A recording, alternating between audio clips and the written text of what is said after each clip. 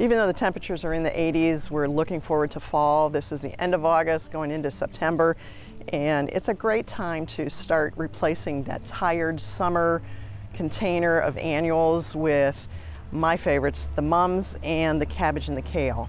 Now, when you hear kale, you might think, oh my goodness, that's edible. Well, yes it is, but these are the ornamental kales and cabbages known as flowering kale and cabbage.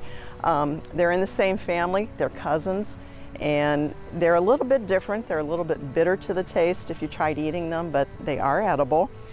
We recommend from some chefs that have talked to us, make sure you boil the leaves, dump out the water, reboil them a second time, and then saute with a little oil and maybe some onions in there. But we use them mainly in our containers and our planters, and they're just a great plant. Cabbage and kale can go in the ground. You can dig a hole, pop out like any of the impatiens that are not doing well, or your marigolds, geraniums, pop those out and put something fallish in there that will give you several more months of enjoyment in your garden. Cabbage is an annual, but they call it a cold season annual.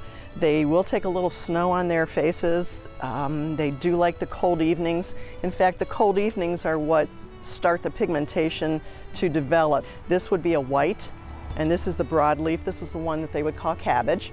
And then they also come in purples, pinks, and reds. And then this is the kale with the serrated, deep cut, lacy leaves, which are very beautiful. They can get about, I'd say, 15 to 18 inches tall and wide. So they can be a very dominant plant in your garden.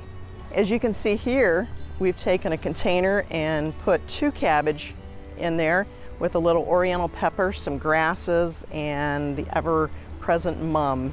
And just aside from mums, if you're looking for a great mum, pick one. As you can see, this has a myriad of buds ready to come and pop, along with some that are open. You don't want one that's fully flushed. This is getting there. I would say it's about 1/3 of the way opened, but you can still see hundreds of buds. So mums are really cool, and asters if you're looking for flowering to complement the cabbage and the kale. There are actually a couple seasons to your garden, not only the spring, the summer, but also fall.